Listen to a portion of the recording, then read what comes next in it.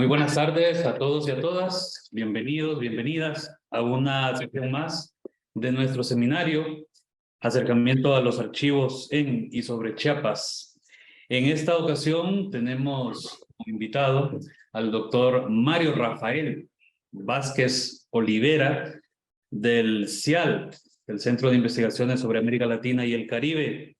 Mario se especializa, como ustedes ya saben, es un viejo conocido de casa, se especializa en historia de Chiapas y Centroamérica. Es miembro correspondiente de la Academia de Historia del Salvador, de la Academia Salvadoreña de Historia.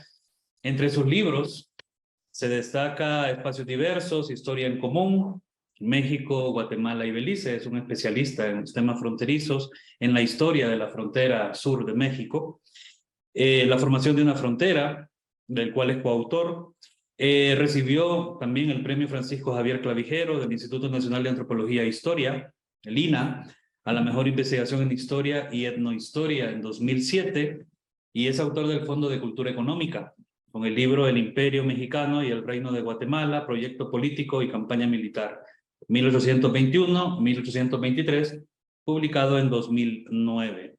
Sus principales líneas de investigación, como ya lo mencioné, historia de las relaciones de México con Centroamérica, siglo XIX y XX. Tiene un libro también sobre el conflicto, los conflictos armados en Centroamérica en la década de los 80 y las relaciones con los gobiernos mexicanos. Historia de Centroamérica y Chiapas durante el siglo XIX, guerra civil y cambio político en Centroamérica, siglo XX. Así que para Justus Fenner y mi persona, es un honor que nos acompañes, Mario. Te damos la bienvenida y pues esperamos compartir sobre los archivos justos de... Pues sí, hoy vamos a estar hablando no de un solo archivo, sino de dos. También va a estar en cuestión el término archivo. Pero eso vamos a ir explicando a lo largo de esta plática. En primer lugar, bienvenidos a todos y todas. Me da mucho gusto que ustedes nos acompañan ya desde hace más de 2 meses en estas charlas. Y los archivos, colecciones que les vamos a presentar hoy, nuevamente están fuera de Chiapas. Tal vez hay que decir un poco la razón. Es decir, uno de los archivos que don Mario nos va a platicar es el archivo, o más bien la colección Chiapas. La colección Chiapas que no se encuentra ni en Chiapas ni en México, sino en Tulane.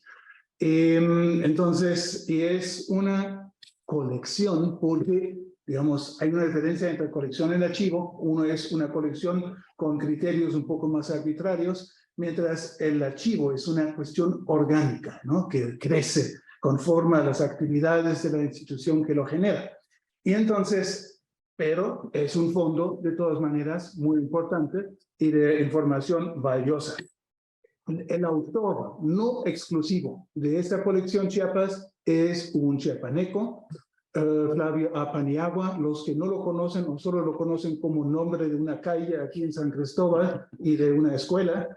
Brevemente, Flavio Paniagua nació en 1844, es decir, primera mitad del siglo XIX, y murió en 1911, y ha sido todo el tiempo un personaje muy como controvertido. Es decir, era parte del bando conservador durante el imperio, era uno de los críticos o de los comentaristas más sanguinarios durante la guerra de castas, cuando hubo, digamos, unos enfrentamientos militares entre grupos indígenas en los Altos y San Cristóbal durante los años 69 hasta 72. Fue político, fue rector del seminario, de la Universidad Literaria, fue procurador de justicia, diputado suplente. Así que tiene todo un historial, y la razón probable, aunque no lo sabemos a ciencia cierta, de que él haya coleccionado estos documentos ha sido de que él estaba trabajando también temas históricos. Salvador Guzmán es uno de sus libros que trata de la época colonial, otro es Una rosa y 2 espinas, otra novela sobre precisamente la guerra de castas. Es decir, tenemos un autor o un personaje interesado en la historia, muy metido en la vida política y social de su época. Y él es el que generó gran parte de la colección que hoy nos van a presentar y nos van a explicar por qué llegaron a Tulane. Así que, bueno, también la otra colección, otra colección fuera de Chiapas es el Archivo Histórico de Chiapas, que es una colección que hoy se conserva en el INAH, en México. Y de esto vamos a estar hablando también en una segunda parte de esta breve presentación. Así que, doctor Mario Vázquez, adelante. Me da mucho gusto darle la bienvenida. Gracias, Justus y Gerardo. Es un gusto saludarlos y colaborar con ustedes y con el CIMSUR. Les quiero pedir un favor, antes que nada, si pueden, los que puedan, los más que puedan, prender sus cámaras, por favor, porque han pasado los años y yo no me acostumbro a hablar A ver, a todos los a la pantalla. por favor, Me estoy viendo yo aquí mismo, me estoy platicando yo como si estuviera hablando en el espejo. Hola Blanca, buenas tardes. Hola Blanca, bueno, por lo menos tenemos aquí una Hola. amable. Francisco también. Francisco, buenas tardes. Sí. Por favor. Ahí está Ramón Trujillo. Buenas Sí, tardes, un gusto Hola, buenas tardes. saludarlos desde Huejotzingo. Hola, ¿qué tal? Un gusto tal? también. Manuel Sumuano Manuel, también. ¿cómo estás, Manuel? ¿Cómo va todo? Bueno, ya con esto ya me siento. Es un rollo que no logro superar, ¿eh? Ojalá que ustedes lo logren, yo no. Agradecer la invitación. En realidad, voy a hacer una presentación breve, no es una conferencia en ninguna manera, es solamente una presentación de estos dos archivos, con una observación inicial en ambos casos. Lo que voy a presentar es sobre todo a la luz de mi propia experiencia de investigación. Es decir, yo no soy un archivónomo, pues por decirlo así, o no conozco todo lo que estos archivos ofrecen, ¿verdad? Pero puedo referirlo a partir de la experiencia que yo he tenido en mi trabajo. Comenzamos con la Universidad de Tulane. Tulane es una institución educativa de enorme prestigio en Estados Unidos. En Estados Unidos tienen un sistema que para nosotros no nos es familiar. Hay miles de universidades en Estados Unidos, pero tienen como un ranking de universidades. Y hay unas universidades, si no me equivoco, son 16 o 18, no recuerdo ahorita, es uno de esos dos números, que forman la élite de las universidades norteamericanas, donde está Harvard, Yale, Stanford, etcétera, y que tiene un nombre, algo así como asociación o las grandes ligas de la universidad, de universidades en Estados Unidos, y Tulane está incluida en ese número, en ese corto número. Es decir, estamos hablando aquí de una institución de enorme prestigio a nivel norteamericano y por ende, por la importancia que tiene la academia estadounidense para nosotros en México, en América Latina, incluso en el mundo, pues eso es muy significativo. Esta universidad surgió durante el siglo XIX. Es una universidad privada que se consolida, ya existía como un instituto de estudios superiores, una cosa así, a principios del siglo XIX, y había un empresario de aquellos años de apellido Tulane, ha de haber sido un señor esclavista o algo así, ¿no? Dueño de plantaciones, porque hizo muchísimo dinero. Él no era de Nueva Orleans. Bueno, paréntesis. La Universidad de Tulane está ubicada en la ciudad de Nueva Orleans. Nueva Orleans es una ciudad en el sur de Estados Unidos. Es una ciudad que está prácticamente, no está a la orilla del mar, pero está muy cerquita del Golfo de México. Si ustedes ubican en cualquier mapa de que dispongan, buscan la ciudad de Nueva Orleans y la podrán ubicar. Está cerca de Texas, a la orilla, digo, del Golfo de México. Y está prácticamente situada en la desembocadura del río Mississippi. El río Mississippi, como ustedes saben, es un río larguísimo, creo que es de los más largos del mundo, ¿verdad? Que recorre Estados Unidos casi de norte a sur. A lo largo de ese río, históricamente, pues se fue desarrollando como una vía de comunicación importantísima y se fueron desarrollando poblaciones y centros de áreas, grandes regiones productivas que sacaban su producción por la vía fluvial. Y entonces Nueva Orleans, ubicada en la desembocadura prácticamente del río, se convirtió en un emporio del comercio. Por ahí salía mercancía y entraba mercancía a los Estados Unidos, sobre todo en esta área del sur de Estados Unidos, que como ustedes saben, era una región de rica producción agrícola desde el periodo colonial y a lo largo del siglo XIX. Es una región de plantaciones de algodón. Entonces, también era una región de grandes latifundios que levantaban la producción a partir de la mano de obra esclava. Nueva Orleans es una ciudad que en remotos tiempos coloniales se encontraba en dominios de la corona española.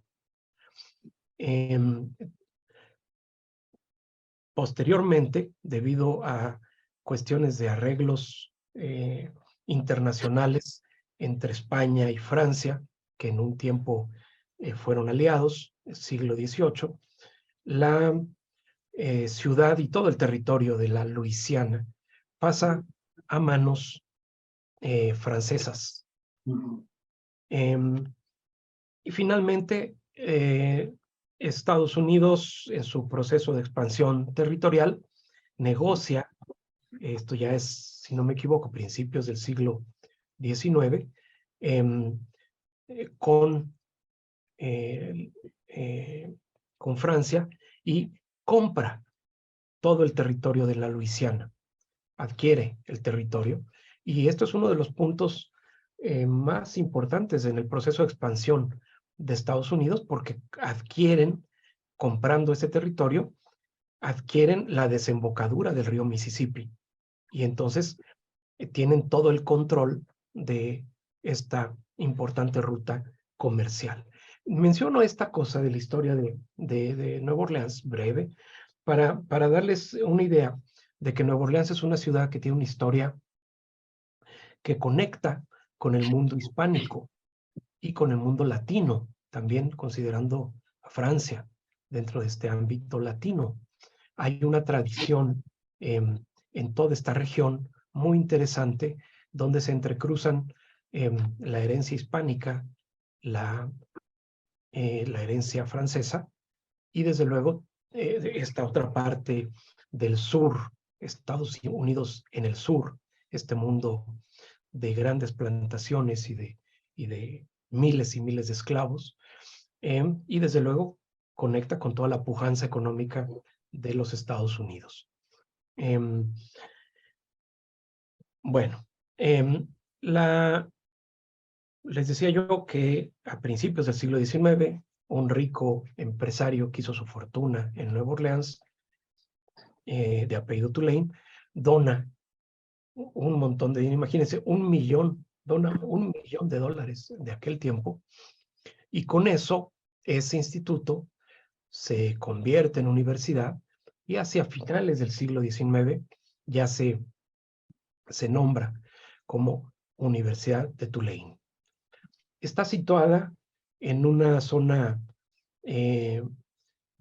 fuera del centro de Nueva Orleans, aunque la ciudad creció y desde luego ya está en una parte que es plenamente es de la ciudad, pero está lejos del centro, en una zona muy bonita, era una zona antiguamente era zona de plantaciones de algodón, y esas plantaciones de algodón se caracterizaban porque las casas de los dueños es como lo que para nosotros son los cascos de las haciendas.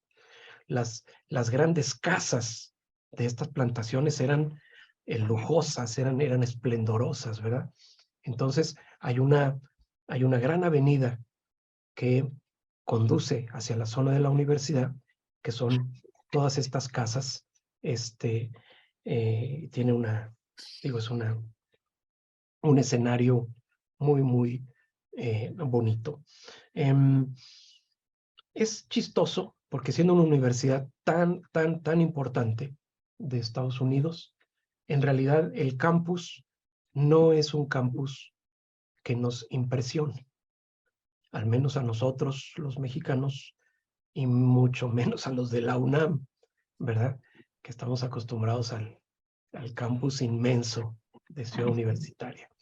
Es un campus un poco modesto, por decirlo de algún modo, ¿verdad? Bueno, ahí son terrenos históricos donde desde su fundación se estableció la universidad. Pero además de la universidad y del $1,000,000 de fulano Tulane, hacia principios del siglo XX, en los años, creo que 1920 y algo, 21, 23, por ahí, hace su aparición en escena otro personaje que nos conecta con una dimensión de la ciudad de Nueva Orleans que ya nos conecta directamente con el tema de la biblioteca. En Nueva Orleans, al estar situada en la boca, digamos, del Golfo de México, es una de las ciudades de Estados Unidos que ha tenido históricamente, más antes que ahora, una conexión mercantil con América Latina y de manera particular con el Caribe y Centroamérica. Es lógico, está en el Golfo. Es un puerto de gran dinamismo económico. Además, hereda esta tradición hispánica y francesa. Entonces, es un puerto que se conecta mercantilmente con el Caribe, con México, muy, muy cercano de México, y de Centroamérica. Cuando digo conexión mercantil, estoy implicando además una comunicación social sumamente importante. Nueva Orleans era un destino de comerciantes, de viajeros que iban en conexión, digamos, de exiliados políticos, de aventureros, de latinoamericanos. A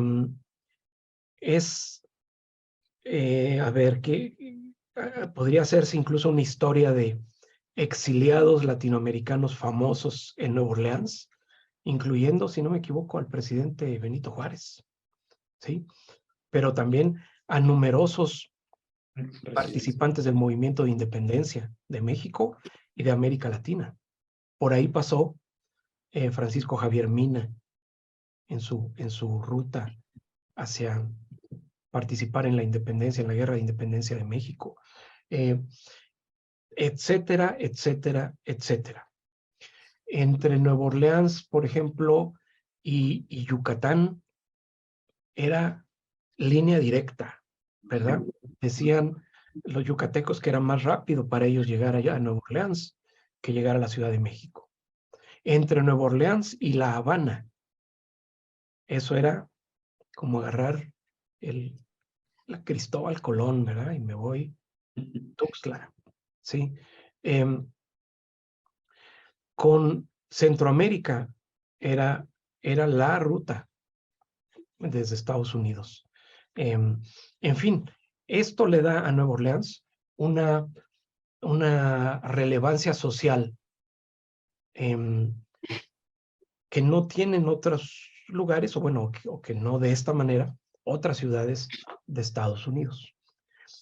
En el aspecto económico, hay nada más una cosa voy a mencionar, que es la que nos liga a este tema, es que Nueva Orleans era el puerto de destino, uno de los puertos de destino, pero el más importante, y donde estaba la matriz de la famosa compañía bananera, United Fruit Company. El banano se embarcaba en Centroamérica y se llevaba en barcos a Nueva Orleans. Me parece que también el café, aquí Justus nos podrá sacar de esta duda, pero por lo menos todavía cuando visité Nueva Orleans, existían estos grandes almacenes a la orilla del río de compañías importadoras de café, pero en grande, o sea, que importaban por barco, digamos, no, ni siquiera por contenedor, ¿no? Sino barcos completos. Y de ahí se distribuía a todo Estados Unidos. Esta economía del banano, ustedes saben que llegó a ser de gran importancia el comercio del banano para el área centroamericana. Y esta compañía, la United Fruit Company, llegó a tener un papel económico importantísimo en países como Guatemala, Honduras, Costa Rica, ¿verdad? Pero también un papel no solo económico, sino también político. La United Fruit Company fue uno de los, ¿cómo se dice?, poderes económicos que más influencia tuvo en la política centroamericana. Por cierto, una influencia bastante negativa. Fue una compañía, digamos, injerencista, que por eso el nombre de esto de repúblicas bananeras, que se aplica despectivamente a países de Centroamérica y el Caribe, tiene que ver con esto, con que quien gobernaba estos países, bueno, que la compañía bananera tenía una gran influencia política sobre los gobiernos del área. El negocio del banano permitió una acumulación de capital bárbara a sus propietarios.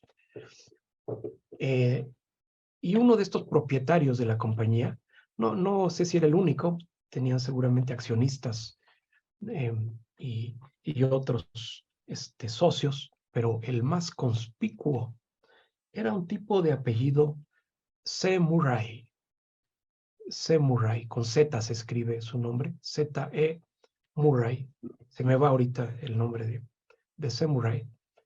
¿Y saben dónde estaba la casa de este señor C. Murray? Pues enfrente de la Universidad de Tulane, ¿verdad? El señor fue en el esplendor máximo de su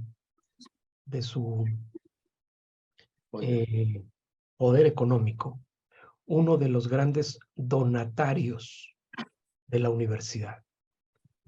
Ojo, esto de que Tulane de repente aparece en la lista de las universidades más importantes de Estados Unidos, no es nada más un asunto de que tenga una gran organización institucional o de que tenga digamos, una calidad académica per se, ¿verdad?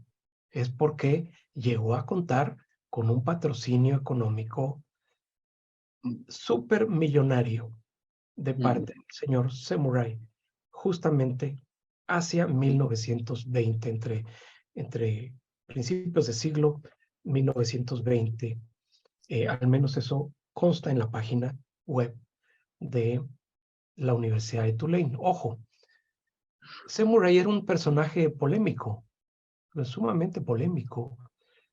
al grado que en la página de la Universidad de Tulane, que cuentan esta historia, dicen, y la universidad despega gracias a un donante anónimo. Sí, bueno, es un donante anónimo, pero todos saben que era este personaje, Samurai, y que su casa hoy es parte de la... Estaba justo enfrente. justo enfrente. No Te sé si quiero- es un Correcto. tremendo caserón y es ahora Sí. oficinas universitarias. Te quiero hacer dos preguntas con respecto Ajá, a todo esto que nos has relatado, ¿verdad? sí, De la formación de esta universidad famosísima para los que estudiamos Centroamérica.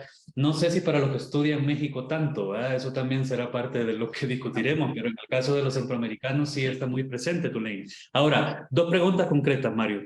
ujú, Primero, ¿cómo llegaron estas colecciones sobre ah, Chiapas a Tulane? Y voy. segunda pregunta para continuar con la tertulia, con el diálogo, ¿cómo te acercaste vos a la Universidad de Tulane? ¿Qué investigaste? ¿Qué Ok, buscabas? va. Por favor.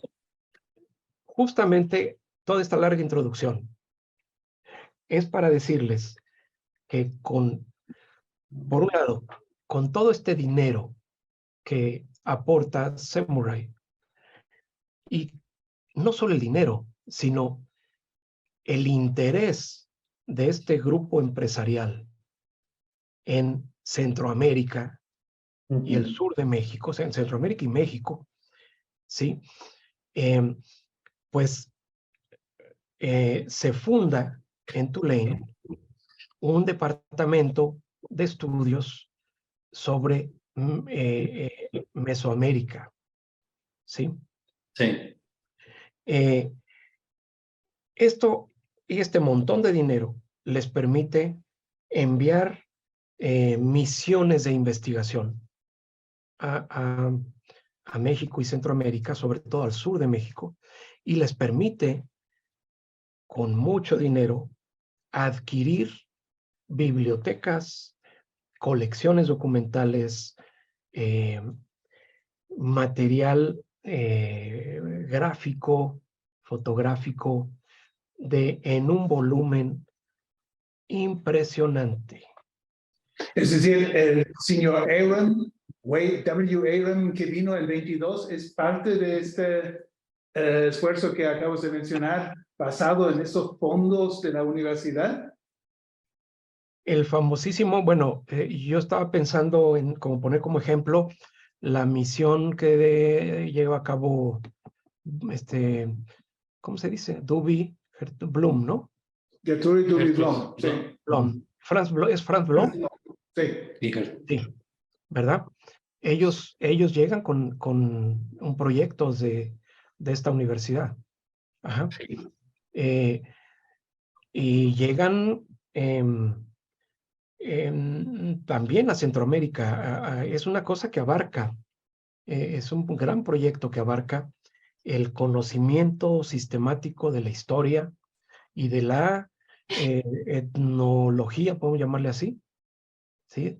De estos países. Y esto tiene estas universidades norteamericanas que tienen ciertas áreas de especialidad en el terreno de los estudios latinoamericanos y de historia de América. Ellos tienen una gran especialidad en Centroamérica y México. Y entonces adquieren bibliotecas y adquieren fondos documentales. Me preguntabas un poco de lo de México, después pasaremos a lo de Chiapas y Centroamérica, ¿no? Sí, de México Tulane tiene una colección de códices. Creo que es la más importante colección de códices es decir, post prehispánicos, ¿cómo llamarle? De códices coloniales, vaya, ¿sí? De códices mayas. Tienen originales de códices mayas. No, tienen una cantidad de tesoros, ¿verdad? Para el estudio repito, sobre todo el área sur de México, ¿verdad? Yucatán, el área maya, llamémosle, de México. Aunque también, de paso, fueron comprando lo que cayó en sus manos de otro tipo de colecciones. Tienen colecciones de... a ver, ni siquiera quise mostrarles aquí la lista de las colecciones, porque esto lo pueden hacer ustedes entrando a la página de la biblioteca. Se llama Latin American Library, LAL. Ustedes ponen LAL Tulane en el buscador y los va a remitir a la página de la biblioteca, que tiene una cualidad, que es que tiene versión en inglés y versión en español. Les comparto. Ahí están viendo, ¿no? Sí. Esta es una de las partes de la página, ¿no? Tulane University Libraries. Aquí viene la historia de esto que les conté, pero fíjense, aquí vienen, es una muestra del tipo de materiales que tienen. Ahí tienen un códice que hasta se llama Codex Tulane, ¿sí? Tienen mucho material colonial, tienen material fotográfico, bueno, de otras partes de América Latina. Tienen una colección fotográfica de Perú, pero que única, ¿sale? Y si no me equivoco, a ver, aquí sí corro el riesgo de equivocarme, pero si no me equivoco, aquí están las fotografías del famoso ¿cómo se pronuncia? Muybridge. Muybridge, sí, es Sí. fotógrafo experimental en finales del siglo XIX. Sí, que tiene una serie sobre Guatemala en el siglo XIX, también como única. Bueno, entonces sí, para estudios de México tiene, por un lado, una biblioteca riquísima, por otro lado, unas fuentes documentales muy, muy valiosas.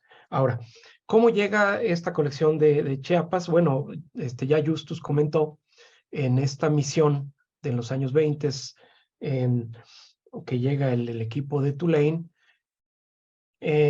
contactan con Paniagua. Dice aquí que Paniagua fue muy amable con ellos, lo recibió su familia. Bueno, más tiene que haber sido su familia, porque Paniagua Sí, sí. murió en 1900. ¿Cuándo murió Paniagua, Justus? Perdón, ¿Cuándo murió Paniagua? Las hijas de Flavio Paniagua. 1911 murió Paniagua. Sí. A ver, entonces les estoy echando mentiras. Esperen. También la historia tiene que ver con... Tulane también echa la misma, por eso probablemente es. Ellos dicen que 25, Mira. todavía 14 años después de su muerte, contactaron con él. Aquí está, mira. Aquí en San Cristóbal, se sabe, eran su descendencia, sus hijas, que finalmente ofrecieron en venta el archivo. Mira, aquí está la historia oficial.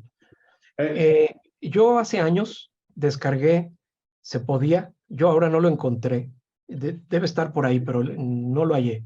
Pero yo descargué este catálogo que les voy a compartir, que es la colección Chiapas, el catálogo de la colección Chiapas, y dice, es una guía que preparó Ruth Olivera, que fue bibliotecaria de Tulane, y aquí viene la historia. Dice, el principal coleccionista fue Flavio Paniagua, un abogado de Chiapas, a quien Franz Blom conoció, dice aquí, en la expedición de campo en 1925. Sí. Bueno, entonces, bueno, lo conoció por la tabla Ouija, a lo mejor en una sesión espiritista, y luego dice, después de que murió Paniagua, David Aram adquirió la colección completa de este material que contiene papeles políticos, religiosos e históricos. La colección finalmente se integra no solo por la colección de Paniagua, esto es lo importante, ¿no? Seguramente aquí hay un error en el tema de cuando murió Paniagua, ¿no? Pero está la colección de Paniagua, pero hay otras colecciones. hay compras en diversos momentos que se hicieron de material no solo proveniente de Paniagua. Aquí dice de qué tipo de material se adquirió en cada compra. El por qué vendieron a ver, ¿por qué Paniagua juntó todos estos materiales, Justus? Bueno, primero que nada, entender que ustedes saben, los archivos de Chiapas sufrieron percances a lo largo del siglo XIX, hubo incendios, y por lo que se alcanza a apreciar en la colección, el bueno de Paniagua salvó muchos de estos documentos, a lo mejor del fuego, y se los quedó en su casa, porque tiene material que no tenía por qué tener nadie. Por ejemplo, se me ocurre, yo ahí he consultado y están ahí las actas del Congreso entre 1928 y 1926, por ahí, a 1930, que son actas, las actas a mano del Congreso, que pues deberían estar en el archivo del Estado, ¿verdad? Es decir, hay materiales que son sin duda material oficial, que de alguna manera Paniagua pues preservó privadamente, ¿no? Y que al final fueron comprados por Tulane y allá están. Les voy a compartir este archivo, pero para que luego lo vean ustedes en detalle, ¿verdad? Pero miren, consta la colección de una serie de manuscritos. Esto que se llama printed ephemera es como le llaman allá a los folletos impresos y hojas sueltas.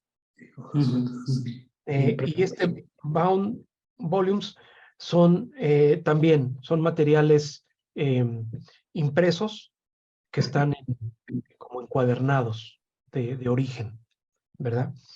Y aquí viene un inventario de los documentos.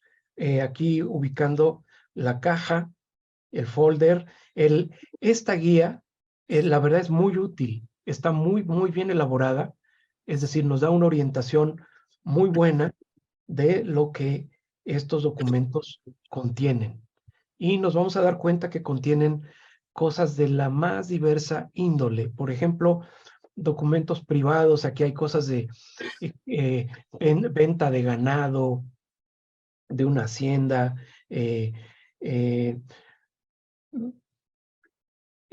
vienen cosas religiosas. Yo encontré hay un documento ahí que vi fantástico en salmos de magia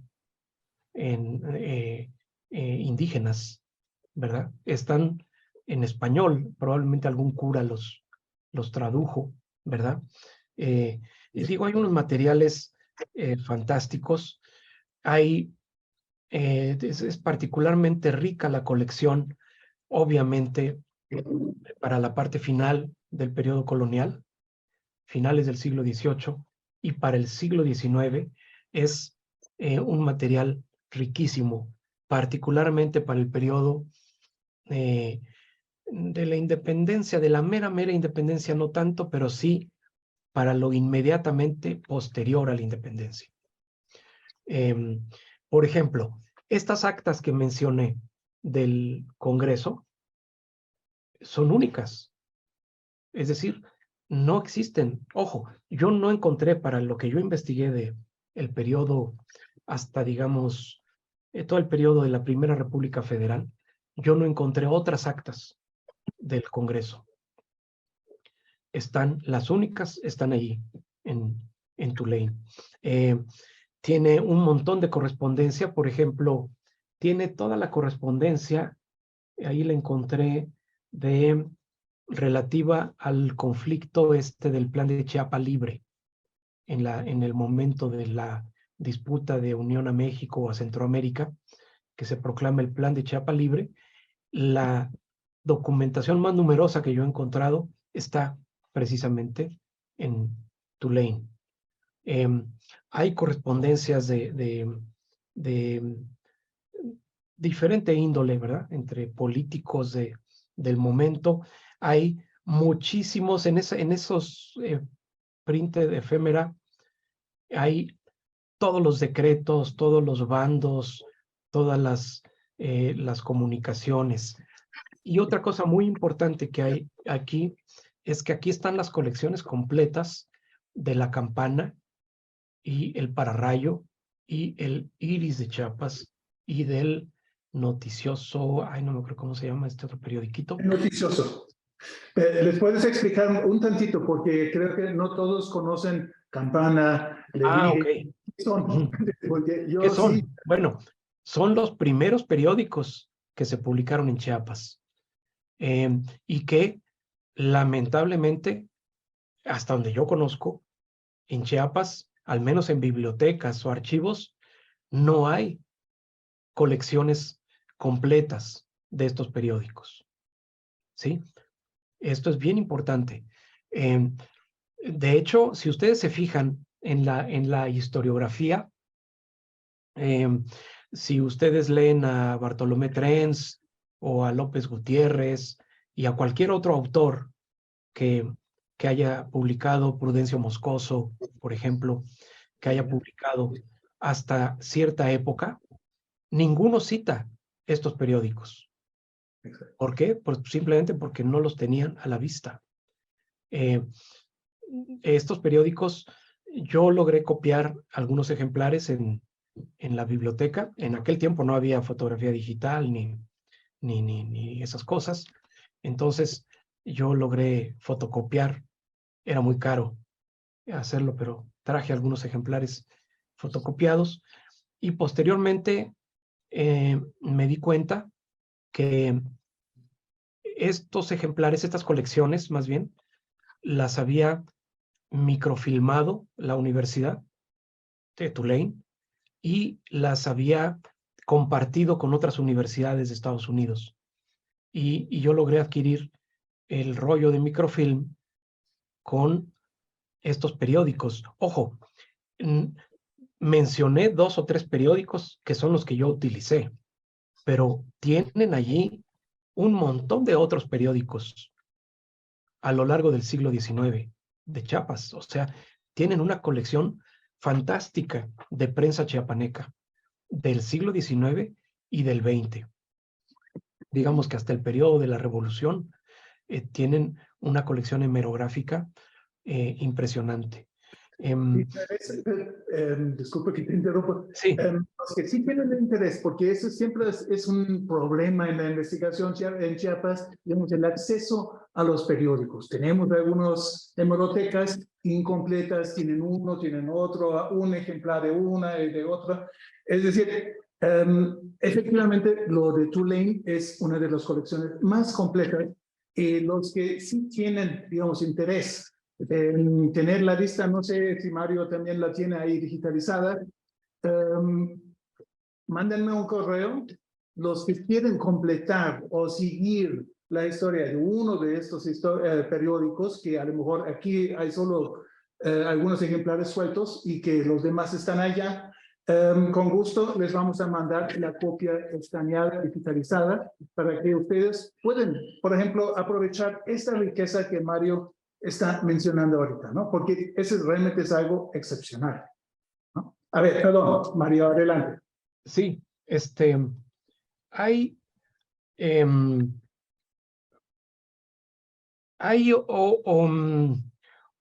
yo no sé si era parte también de esta colección que compraron, porque cuando hablamos de la colección Chiapas, estamos hablando de documentos, ¿verdad? De documentos y de periódicos. Bueno, más bien, están los documentos. Entonces, aparte están los periódicos, toda esta hemerografía que se menciona, pero aparte también había muchos libros, adquirieron muchos libros. Entonces, esos libros están incluidos en una colección, ahorita les muestro, que se llama Rare Books, libros raros. No significa raros de raros, sino significa libros especiales o algo así, ¿no? Y por ejemplo, aquí, estos son los que yo tengo aquí anotados, que tomé nota en aquel momento. Son libros, si se fijan, publicados en 1822. A ver, ¿alguien conoce este librito? Incorporación de las provincias de Chiapas al Imperio Mexicano. Sepa, yo mismo, ahorita estoy viendo y digo, ah, caray, caray, eh, eh, una locución dirigida a los habitantes de Chiapas, 1824. Ajá. Obviamente un original, ¿verdad? De Florinda. La famosa novela. Y estos discursos, un discurso este es el famoso texto de Mariano Robles, Sí. que dio a conocer en Cádiz, en España, cuando era diputado, una descripción de la provincia de Chiapas. Bueno, estos son los que yo tengo anotados aquí ahora sí que me interesó consultarlos y los pedí, qué sé yo.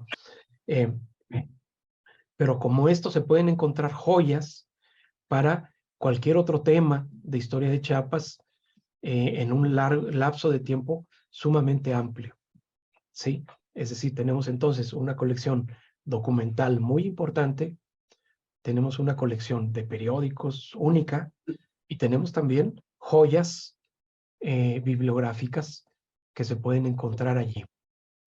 Cuando yo hice varios viajes a Tulane, me entusiasmó mucho. Yo estuve por lo menos 3 veces. En una época en que les decía no había la fotografía digital, es una lástima, porque ellos tenían un celo enorme en cuanto a esta cosa de reproducir materiales. Ocasionalmente dejaban sacar fotocopias, no dejaban fotocopiar materiales completos.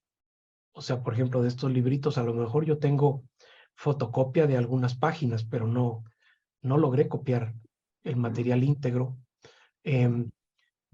Además, la fotocopia de estos materiales de archivo era cara. Caray, entonces fue de ir varias veces, ir, volver. La ciudad de Nueva Orleans es una fiesta, es una ciudad es una ciudad de parranda, es como San Cristóbal los viernes en la noche, vaya, o sea, me recuerda mucho, por cierto, es como el Andador del Carmen, ¿verdad? Es un bar tras otro, música, fiesta, entonces es muy divertido ir allá a hacer investigaciones. Para los que quieren disfrutar este tipo de vida en Nueva Orleans, digamos, Nueva Orleans nos queda muy lejos. Es decir, para muchos es inalcanzable, pero hay formas, digamos, de tener un apoyo, ¿verdad? De la propia Universidad de Tulane, que ofrece algo como becas, ¿no? Eso es interesantísimo. Ellos todos los años, si ustedes entran a la página de la universidad, de la Biblioteca Latinoamericana en particular, todos los años hay una convocatoria para ir a hacer investigación a los fondos de la Universidad de Tulane. Entonces es una oportunidad para estudiantes y para investigadores poder contar con ese apoyo. Incluso cubren hasta el vuelo, si no mal recuerdo. No, te pagan, ¿no?, todo. Ellos tienen un departamento, esto es entonces te pagan el vuelo, te dan el hospedaje y te dan dinero para alimentación. Y ahora que ya se puede hacer reproducción digital, pues entiendo que es mucho más fácil reproducir y sacarle más provecho a una estancia. Ustedes saben, Estados Unidos es caro, entonces estar allí un tiempo prolongado, pues no es nada barato. Usted mencionó que obtuvo la posibilidad de conseguir este microfilm. ¿Qué pasó? Tenemos ahorita también, gracias a usted, acceso aquí en México, a lo mejor, a los materiales microfilmados. Bueno, yo tengo el microfilme y yo digitalicé o mandé digitalizar por medio de en aquel tiempo que tampoco era esto común, un convenio. Cuando estaba Carlos Román en el AGN, él me hizo favor de digitalizar alguno de estos periódicos con el acuerdo de que él daba una copia ¿cómo se llama el de Tuxtla? Al CUIT. El archivo histórico de Chiapas. Sí, El CUIC al CUIT. Entonces, yo entiendo que la copia que tiene el CUIT es la copia que sacaron de mi microfilme. y es una reproducción completa del De la microfilm. Sí, por lo menos ahí está el periódico Pararrayo. Ujú. No sé no recuerdo si digitalizaron otros periódicos de los que vienen en el microfilme. Yo no sé si ustedes ahí tienen, Justus, Nosotros aparato, aquí no. un aparato para... Tenemos una persona, tal vez la indicada, Yadira Mechun, que está aquí, que ella es,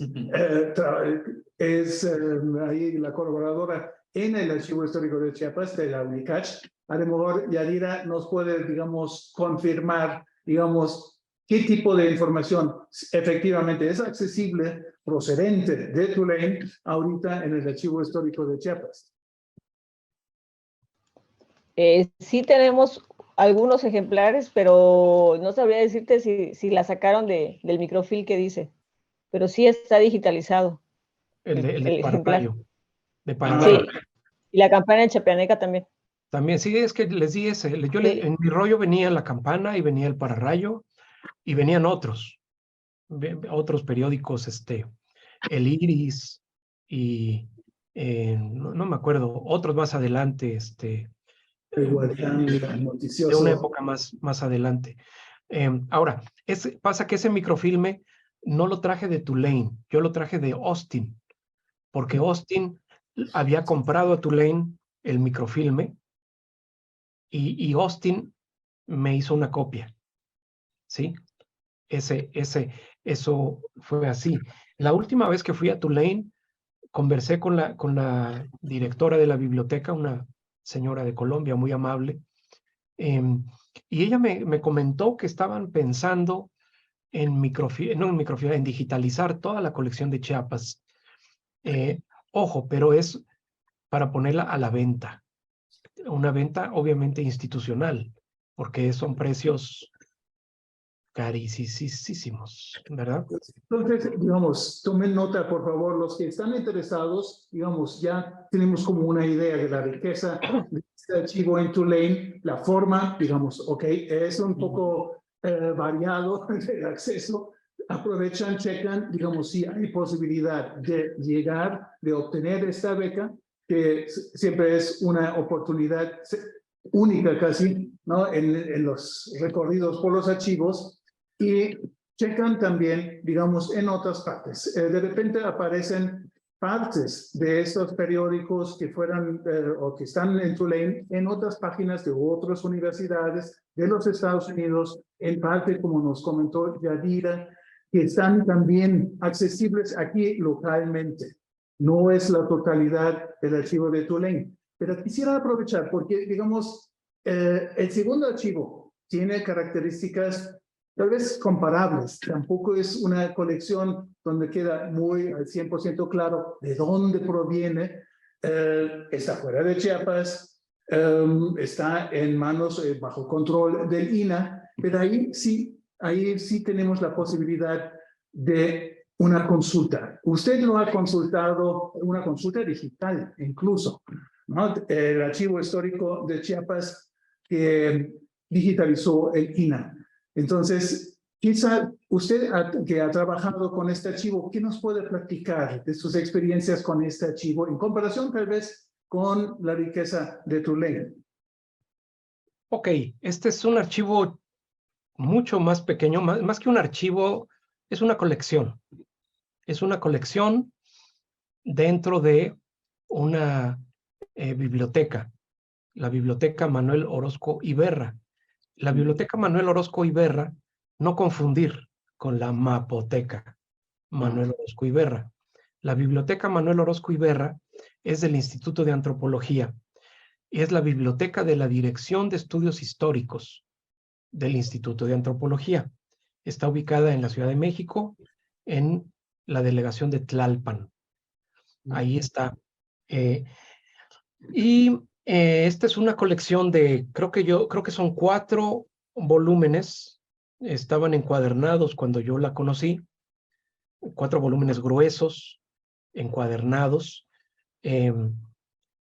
¿Y de dónde provenían esos documentos? Lo hemos platicado con Juan Pedro Viqueira. Una vez comentamos el punto, ¿no? De dónde salió esta documentación.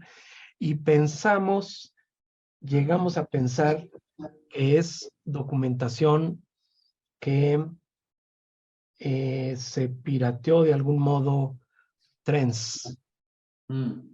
Porque Sí, Trens, ustedes saben que fue director del Archivo General de la Nación. Exacto.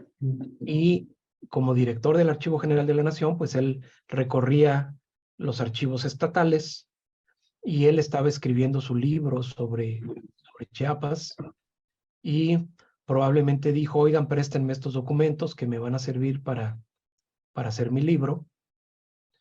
Y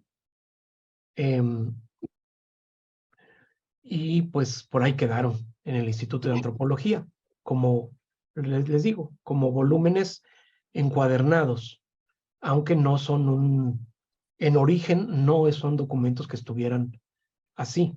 Los ha de haber encuadernado la propia biblioteca, supongo. Con el tiempo, cuando empezó la onda esta de la digitalización, primero hicieron lo mismo. Primero los microfilmaron y luego ya los digitalizaron, pero aquí con una gran ventaja, una gran cosa para todos nosotros y ustedes en particular, que tienen interés en trabajar estos materiales, es que este material ya está socializado. Es decir, el Instituto de Antropología publicó este material en un disco compacto y aquí lo tenemos. Tiene un índice, a ver, ¿se alcanza a ver? Sí, Sí, está sobre el margen. pero si lo pone en pantalla, ahora sí, Exacto. perfecto. Sí, tiene un índice. Aquí la guía de consulta es problemática porque se pusieron estos temas arbitrariamente que no corresponden en realidad. Se puede prescindir. Por ejemplo, historia. Todas historias. Memoria, educación, qué sé yo. Entonces, lo mejor es ir a la guía y ver todo lo que contiene. Esta es una colección variadísima, también fundamentalmente de periodo finales de la colonia y siglo XIX. Riquísima de verdad. Si me preguntas de valor, claro, la de Tulane es impresionante en volumen también, ¿verdad? Y desde luego tiene cosas únicas. Ojo, pero aquí vamos a encontrar materiales únicos también que no están en ningún otro lado. En ningún otro lado. Y que además están, ¿cómo podemos decir? Es material escogido. Por eso comentábamos eso con Luis Pedro, que es un material que está, a ver, que lo seleccionó alguien. Y aquí tenemos la caligrafía, pueden ver que no es del siglo XIX, del siglo XVIII. Son copias, ¿no? Comienza rollo 2. Lo que hicieron aquí fue que digitalizaron los microfilmes. No entiendo por qué. Teniendo los documentos, pudieron haber digitalizado los documentos, ¿verdad? Pero bueno, algo es algo. Es bastante útil. Yo no sé si ustedes lo tienen allá. Lo tenemos y les puedo dar la buena nueva de que los que tienen interés, porque es un material para trabajar meses, son más de 7,000 páginas, hojas, ¿no? Con una lectura increíblemente interesante para la historia de Chiapas, que desde la temporalidad de la intendencia hasta llegando al siglo XX, principios. Básicamente lo que nos da a entender el propio material es de que es una colección probablemente de Santibáñez, que ha sido un interesado en la historia, que publicó propiamente obras sobre historia de Chiapas al principio del siglo XX, y que esta también, como igual que Paniagua, fue juntando materiales por donde podía, ¿no? Entonces, pero tiene bastante congruencia en sí esta colección, aunque cada título, cada apartado empieza nuevamente, digamos, desde la primera fecha hasta la última. Es decir, pero leerlo así continuo es impresionante y les va a aclarar muchas, pero muchas dudas. Los que tienen interés, por favor, igual como la vez pasada les dije, mándenme un correo, yo se los puedo pasar el mismo archivo. No hay necesidad de que busquen la compra de este material, sino se los podemos proporcionar. Ya, yo se los iba a vender barato. Ah, ya ves. Qué mala onda eres, me tumbaste. Disculpe. Bueno, ya que estamos hablando de Lina, te diré de un tercer archivo, Justus, que no sé si tú lo habías contemplado en tu lista. Un tercer archivo que también es del INA y que es la colección de microfilmes en la biblioteca del Museo de Antropología.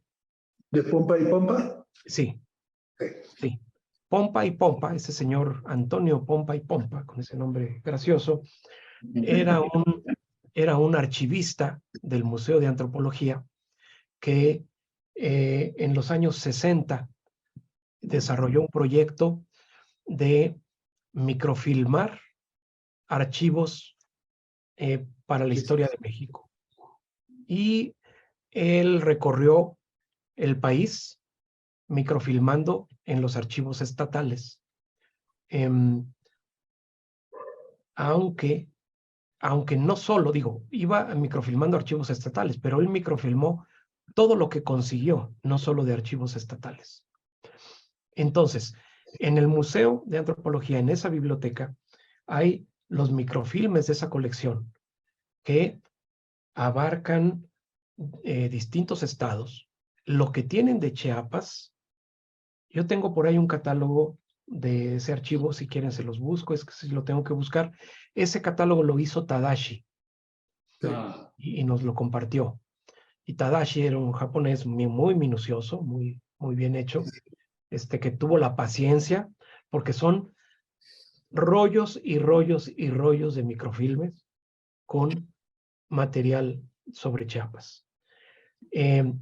Nos quedaba la duda también con Juan Pedro y Tadashi, porque no parece, o más bien, porque parece que hay documentos que están allí que no están en el archivo del Estado. ¿Sale?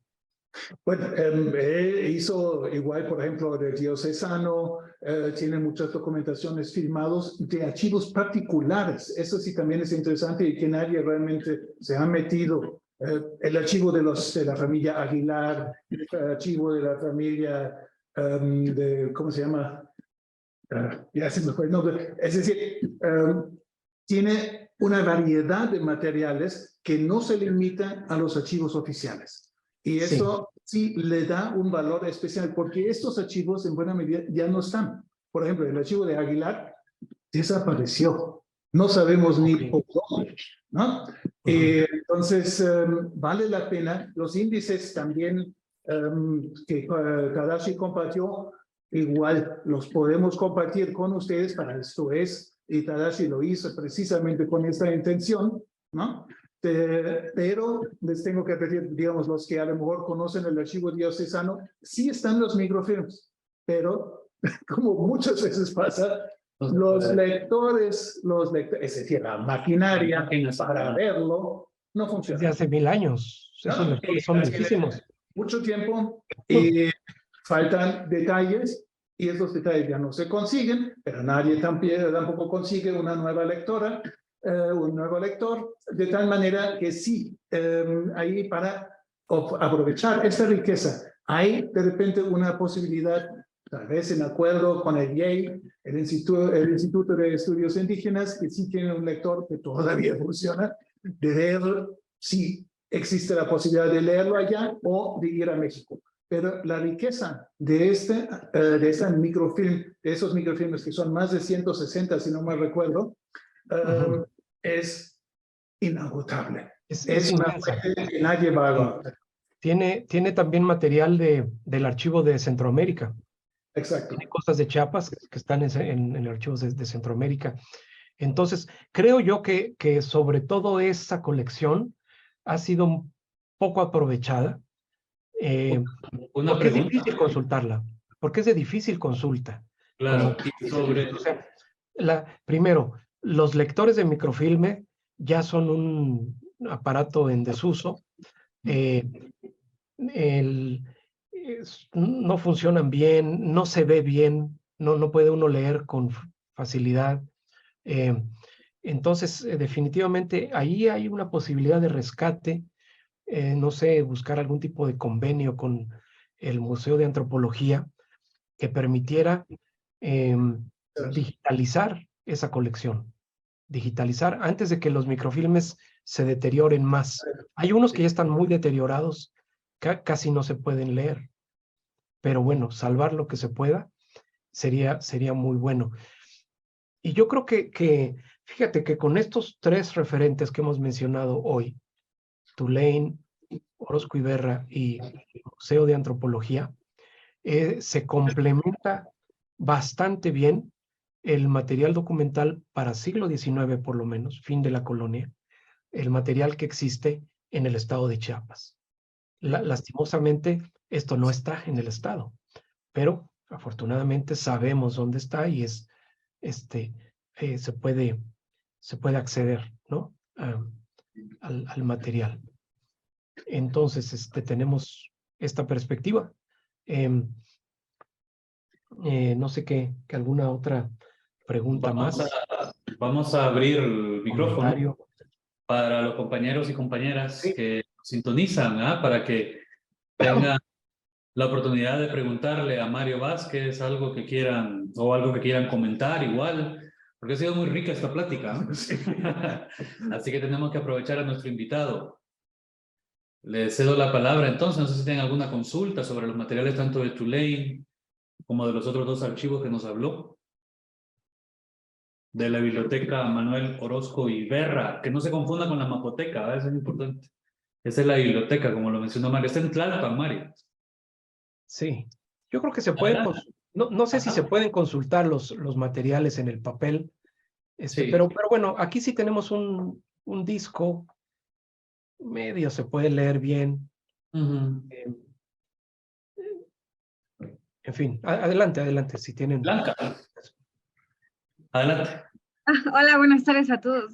Bueno, yo nada más quería hacer un comentario y agradecer, ¿verdad?, esta plática que nos acaba de dar Mario, porque me parece interesante rescatar de otros lugares los periódicos, ¿no? Al menos yo, tal vez no de ese siglo, pero sí exploré algunos periódicos que nos ofrece la hemeroteca de la UNAM, y conocer que también las otras universidades, las universidades norteamericanas manejan estos más periódicos, o los primeros periódicos que incluso también pueden ser nuestras fuentes principales de información.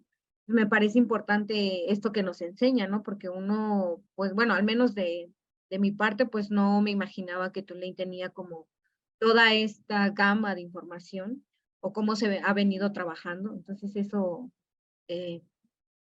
era lo que quería comentarle, ¿no? Agradecerle todos estos datos que nos acaba de proporcionar. Y justo leía, ¿no?, en estas hojas que nos mostraba como rutas que se trazaban entre Bachajón y Palenque o cosas así, ¿no? Entonces, a mí me interesa o me gusta como leer esas partes cuando mencionan algún municipio cercano a mi localidad de estudio, porque eso me da un contexto más amplio de cómo estaba en ese entonces, ¿no?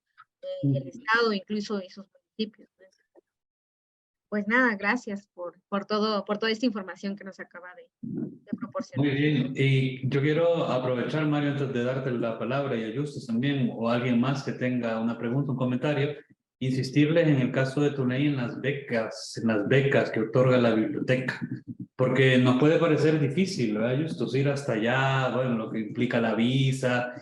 Ellos se encargan de todo, ¿verdad, Mario? Hasta de darte una recomendación para que te den la visa como estudiante, digo, que es algo complicado igual, pero debemos aprovechar esos recursos. Claro que sí, hay que aplicar. Ujú. Muy bien, no sé si alguien más tiene un comentario, una pregunta que quiera hacer a Mario. Buenas tardes. Buenas Adelante, tardes. adelante.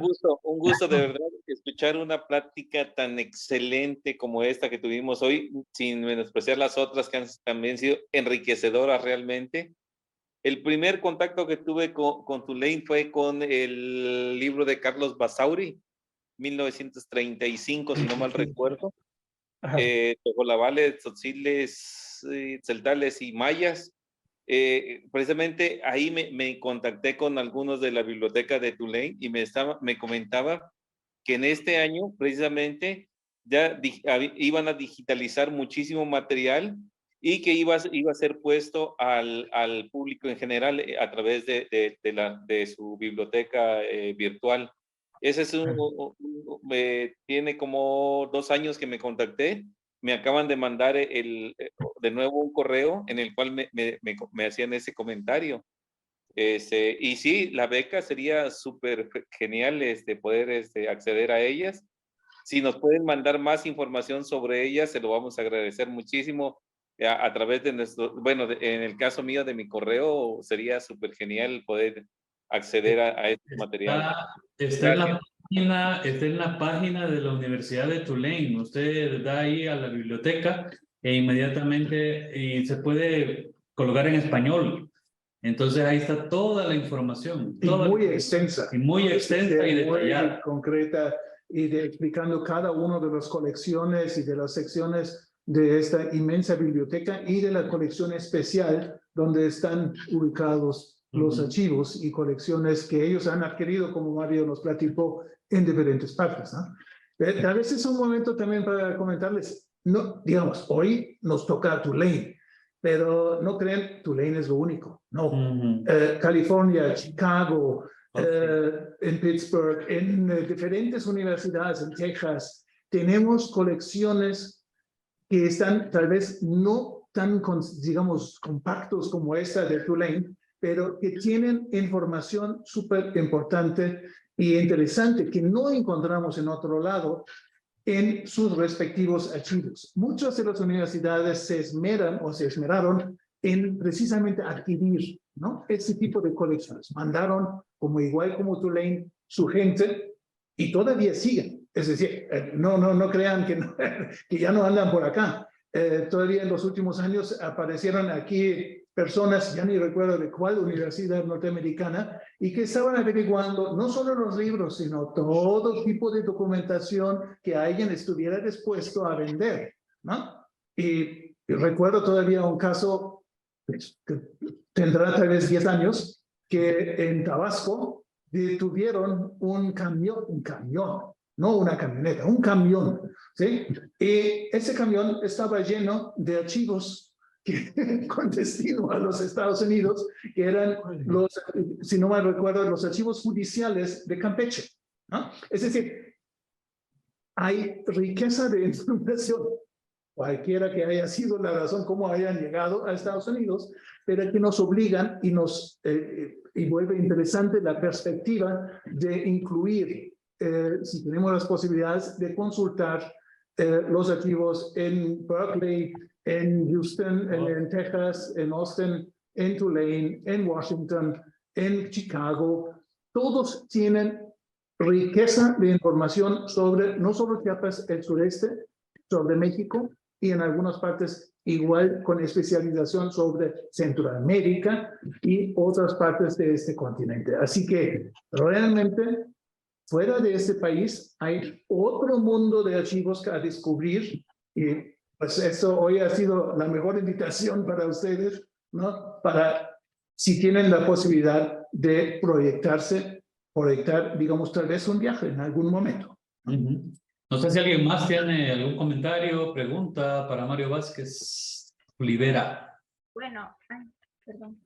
Adelante, Lady. Bueno, La escuchamos. a mí, bueno, lo que me llamó mucho la atención fue estos últimos documentos legislativos que presentaron. Me llamó la atención esta parte de los sellos. Vi que tenía diferentes tipos de sellos como para hacer un estudio diplomático de... ¿Qué dice? Ajá, sí. como para hacer un análisis diplomático de sellos, de la sigilografía. Sellos. Ajá, Son series, por eso no quedamos, serán series documentales, pero son sellos, ¿ah? Ajá, son sellos, ¿no? De la sigilografía. Sí, correcto. El diplomático de los sellos. Vi que vienen en esa parte los que son los emblemáticos y monumentales. Sí estoy interesada en ellos y me los podrían proporcionar para hacer este análisis. Sí, mira, Si aquí ese está. es tu interés, hay precisamente en estas imágenes una enorme riqueza, pero la reproducción no es, como Mario ya nos comentó, de la mejor. Así que algunos sí son visibles, como en este caso que acabamos de ver, en otros casos no tanto, ¿no? Hay de casi todas las épocas de las diferentes fases políticas, de los diferentes regímenes políticos de Chiapas, que cada uno tenía su propio sello elaborado, impreso en la parte superior de sus oficios, ¿no? Eso sí, y esto es parte de un interés de alguien de ustedes, pues ahí están, eso sí, ¿no? Aquí tenemos uno de los periódicos, La Voz del Pueblo, ¿no? Sí. Que están intercalados, es decir, en diferentes momentos encuentran ustedes periódicos de la época o de la temática, porque también hay periódicos temáticos intercalados en este sistema, en este, conjunto de documentos que, como les comenté, contienen 7.300 hojas con información histórica, ¿no? Muy bien. Bueno, no sé si alguien más, ya nos quedan los últimos minutos para Salud. 6:30. Salud. Blanca Santís dice, hola, buenas, no, quiero ver si le das más abajo, es que hay un mensaje acá. ¿Un mensaje nuevo? Ahí, dale, correcto. Creo que lo que nos acaba de enseñar el doctor Mario Vázquez y los otros investigadores es a explorar e interactuar con las páginas. Creo que se refiere a las páginas web, ¿verdad? Que necesitamos. Por si necesitamos alguna información, hay que buscarla en cada una de las fuentes que hasta ahora nos han proporcionado. Dice Blanca Santís. Blanca, sí, gracias. Eso es muy importante, ¿no?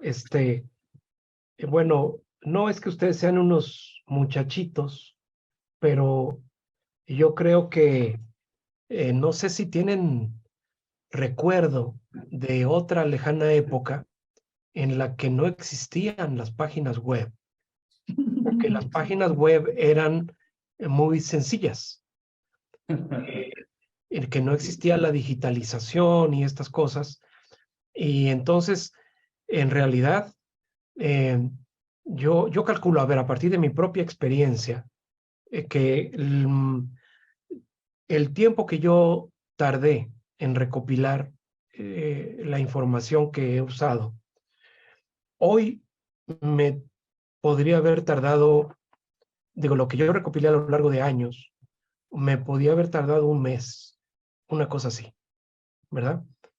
Digo, simplemente recopilarla, ya no digo organizar y todo eso es otra cosa, ¿no?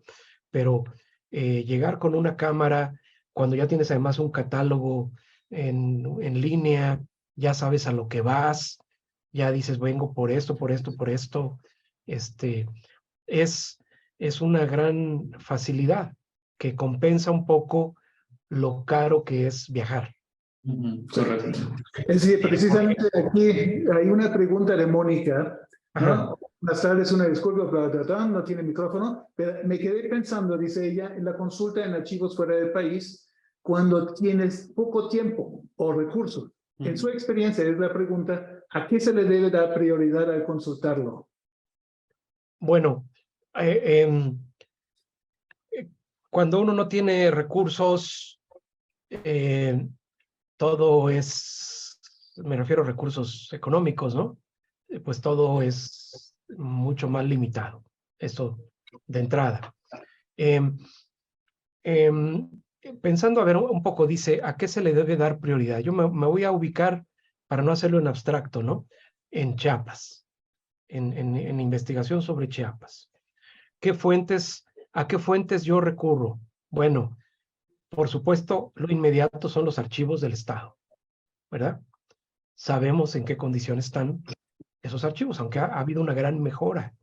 Esa es otra, ¿verdad? En el propio Estado no era lo mismo hace 20 años que hoy, ¿sí? Ha habido una gran mejora. Entonces uno ya puede ver lo que hay, primer paso. Segundo paso, dependiendo la época, si la orientación es más hacia la colonia, pues obviamente el archivo de Guatemala.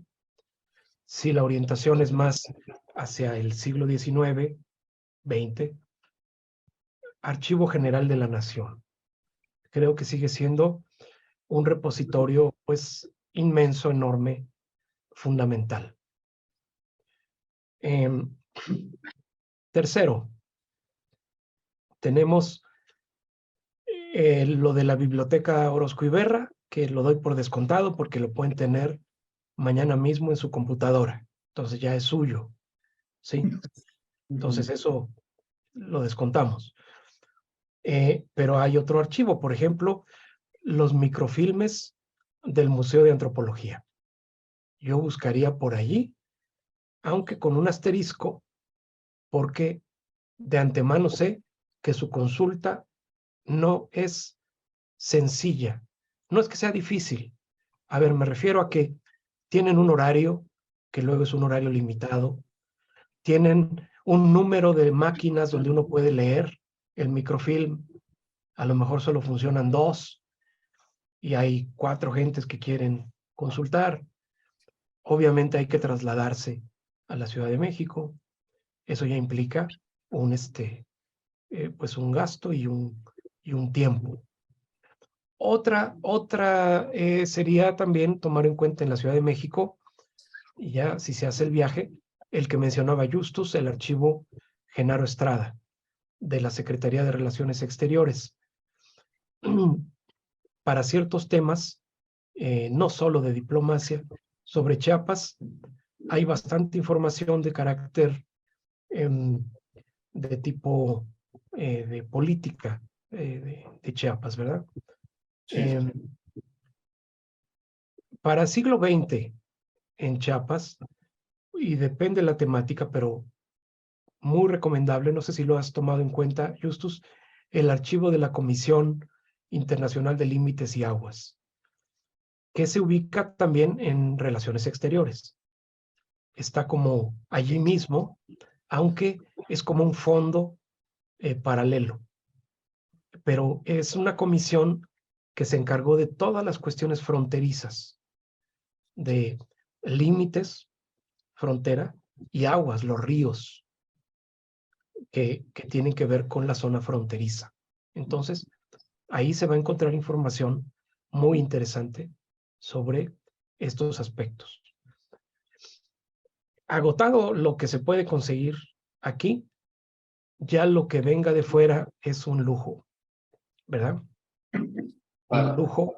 Estamos hablando, en este caso ya dijimos Tulane, es un lujo, es una bendición poder ir, tener los recursos y tener la oportunidad. Y si algún día se nos presenta, hay que aprovecharlo. Creo que, Otros perdón. archivos que... Ajá. Dale, ¿Algún dale. otro?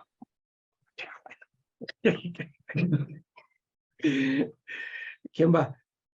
Vos, Mario, dale. A ver, ya, ya voy a terminar. ¿Algún otro que yo no sé, es más pregunta para Justus?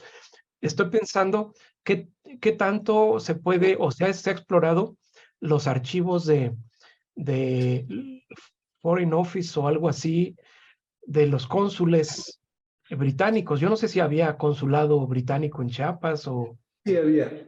Es decir, los archivos políticos de otros países los hemos tratado de una manera más general, no específicamente, pero con todos sus aspectos de las representancias, consulados, embajadas, el consulado general en otra parte, y el tipo de información que ellos manejan, y de la accesibilidad en Londres, en París, en Roma, en Berlín, etcétera, y obviamente en Washington, ¿no? Sí, eso sí, ya fue contemplado. Creo que Francisco Domínguez había levantado la mano hace un rato. No sé si aún quiere participar. Hola, ¿qué tal? Buenas tardes. Buenas tardes. Sí, pues antes que nada, pues unirme a los agradecimientos, ¿no? Es interesante esta información que nos han proporcionado, al igual que las demás sesiones.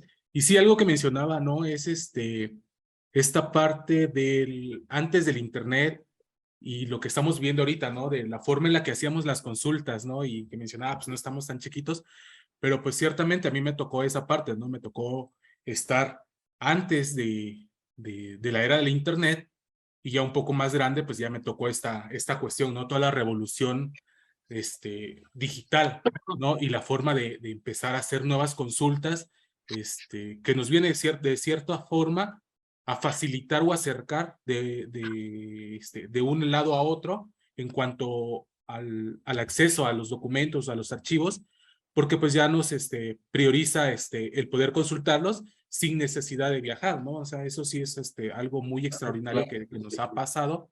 Y pues sí, la forma de poder consultar antes pues era un poco más tediosa, ¿no? Estar buscando libros, estar buscando en la biblioteca o en hemerotecas, toda esta información que ahorita ya la tenemos más, un poco más cerca, ¿no? Y pues igual, me quedó esta parte de que mencionaba, ¿no? De cómo se han llevado los archivos que son pues de nosotros, básicamente, cómo se los han llevado a otros lugares, y pues que si en algún momento no hemos podido o no se puede, no sé, la verdad desconozco esa parte, como ver la forma de recuperarlos, ¿no? Si son archivos de aquí, no de ellos, básicamente. Gracias. El tema es un poco ambiguo, ¿eh? Te lo digo, digamos, yo entiendo, digamos, los archivos se fueron hasta, incluso se los llevaron tal cual, sin avisar a nadie, y se los robaron realmente, pero también hay otra cosa que contemplar. Muchas veces, y nos hemos dado cuenta aquí en el propio San Cristóbal, que estamos perdiendo muchos archivos que por la falta de interés, por la falta de conocimiento, por la falta de espacios, por el clima, por los agentes biológicos, y que de repente, incluso yo que he estado buscando para que los archivos estén aquí en Chiapas y que regrese, o por lo menos se mantiene lo que hay, tengo que decir, varios de esas colecciones probablemente hoy no existirían si no estuvieran en el extranjero, aunque es una pena decirlo, ¿no? Es decir, obviamente tenemos todavía un largo camino. Ustedes a lo mejor se han dado cuenta, hay todo un movimiento mundial entre la parte norte del globo frente a la parte sur, de regresar los artefactos culturales robados durante la época colonial y posteriormente. Por todos lados ahorita hay movimiento en este sentido. Los archivos todavía no han sido considerados, ¿no? Son objetos de arte, de culto, huesos incluso, etcétera, etcétera, que salen de los museos del mundo norteño hacia y regresando a las partes de los países sureños, ¿no? Pero como te dije, archivos hasta ahora sería una nueva lucha todavía de que estos regresen, y aunque sea en forma, como tú dices, en forma digital. Claro. ¿Qué les cuesta, caray? ¿No? Es decir, realmente se están aprovechando como, digamos, lo consideran su propiedad porque lo compraron, ¿no? Pero la propiedad es otra cosa. Hay una propiedad también histórica, ¿no? Y que ellos no respetan en este sentido. Es decir, recuperar esto puede ser, por ejemplo, por forma digital. Y creo que hoy contamos con todos los medios, todos estamos de alguna manera conectados para que esto sea realmente nuevamente de provecho de la gente interesada en el sureste de México o en Centroamérica o en cualquier otra parte, ¿no? Eso sí es algo que hace falta, que quitaría todas esas preguntas que hemos tenido. ¿Cómo llego? ¿Cómo puedo llegar ahí a Tulane, a California, a Chicago, para la consulta de material que debería estar aquí, ¿no? Entonces, te agradezco, digamos, hacer el énfasis en eso. Pues, ¿hay otras preguntas a Mario o comentarios en general? Creo que ya. Si no hay más, entonces me queda nada más agradeciendo al doctor Mario Vázquez de su gentileza de haber compartido todas sus experiencias en Tulane y también la experiencia con el Archivo Histórico de Lina con nosotros y haber como que sí, como dado ciertas cosquillas, ¿no? Es decir, ¿cómo llegamos? ¿En qué situación estamos? ¿Dónde está nuestra información? Te agradezco muchísimo, Mario, de haber realizado esta plática y no me queda más que invitarlos para el próximo viernes. El próximo viernes 3 de febrero nos va a acompañar la doctora América Navarro.